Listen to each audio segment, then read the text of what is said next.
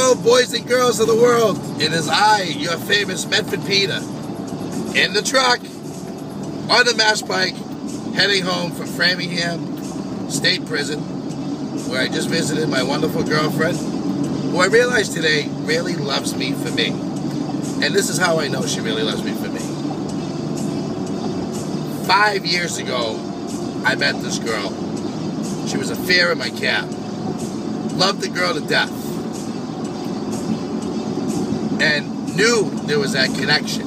Knew. But I was married. And I was straightforward. And I told her, you know what? I'm married. I can't do this.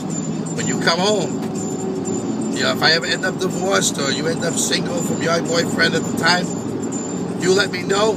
We'll go from there. And she said to me, you know what? That's an honorable thing to do. I didn't know 2 years later I was going to get divorced. 2 years, separated and then divorced. And for 3 years I suffered from depression, which, you know, ended today. Because it was funny, I got a phone call from my ex-wife the other day, who pretty much made me think a little. She made a statement of, I liked being married at the time to you, but I didn't know that people fall out of love, and I didn't realize that it was going to happen after a year and a half. And I heard that statement, and I asked her, what do you mean after a year and a half? And she says, I was married to you for a year and a half and realized I wasn't in love with you. I loved you, but I wasn't in love with you. And at that point, I hit the friggin' roof. I absolutely flipped out. Because you know what? Why waste my fucking time? You know, granted, I was a good man. I went to work for 5 years. I took care of her for 7. I did it all right. I didn't cheat, didn't run around, didn't have sex with nobody else, nothing. You mean to tell me you wasted my time for another 3.5 years? Really, 5.5 years, you get technical with all the waiting around to get divorced shit. And I wasn't prepared for all that. But I realized today, you know what? No more being depressed over nothing from my past.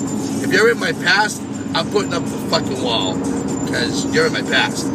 You know what? I met Kristen 5 years ago. I'm sticking with what I got. I don't care who likes it. I don't care if you don't understand what I've gone through the last 18 months with her. I don't care if it bothers you that you don't like her personality because she could be pretty or maybe have a conflict or whatever. Here's what I've learned today. I learned that when somebody almost dies, because she almost died last month, you really learn to love the person. Think about going to visit somebody for 1.5 years to 2 years who's in jail. And all you have to do is go to a snack food machine, a couple of bags of M&Ms or some chips and a soda. And that's your fucking date 3 nights a week. I ain't going to friggin' McDonald's. That would be a treat. McDonald's, Burger King? Are you kidding? No, it's a vending machine in a room with a million other people having dates at the same time you are. Okay, I'm in the tunnel. Can you tell? This is the tunnel. It's all of a sudden bright in my truck. Moral of the story is this. If you're going to get married to somebody, and after 1.5 years they tell you, sorry, I don't want to be married no more, and they don't really give a reason other than, I love you, but I'm not in love with you, and then they waste an additional 5 years of your fucking time, that's the wake-up call right there. They need a good slap. And you know what? I'm not that type of guy. I'm a big dude. I ain't slapping no chick. I hate freaking scumbags that like to slap women around and seem to think that they can just get away with it. And these girls are stupid. And they stay with these idiots. Stay with them. Come on down and slap a girl in front of me and watch how fast I knock you out. Okay? And I'm dead serious. In the meantime, I'll have every single person standing in front of my house going, come on outside, Peter, I'm going to hit my girlfriend, and bam, And I'll just come out with a bat. You know, that's a whole different ball game. I keep a bat in the truck. I won't tell you about that later. Anyway, here's the deal. I just don't get it. So, you know what? I'm done being depressed. I'm done worrying about what other people think. I'm done worrying about what my friends think. I'm done worrying about everything else. The moral of the story is, if you love somebody who you really care about, and they have children that grow on you, and everything else, you know what? If you're happy, fuck everybody else. Don't give a shit what anybody has to say. Don't let yourself be depressed because your ex was an asshole.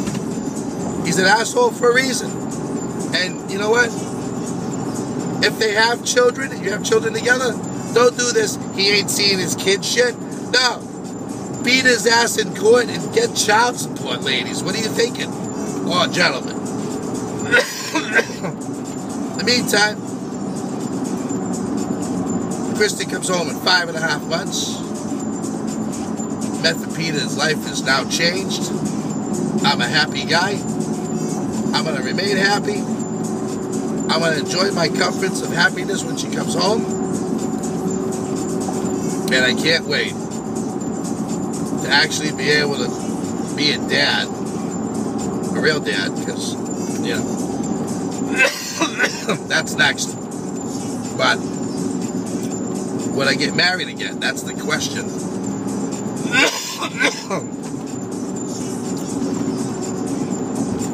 Yep, I'd do it again. Because this one is the one that I know is the one. Medford Peter, signing off. Hope you learned a lesson. Love all you guys. And make sure you subscribe, because I think some of my videos are fucking awesome. Especially the ones for good times. Because those people, when I worked there, they were family beyond family. Along with the rest of you who know me for me. Other than that, that's it. Have a wonderful day. Stay happy. Keep your head up and don't be depressed. I ain't gonna talk about God, but, you know, if you need Jesus, go find him too. Have a good night. Wonderful.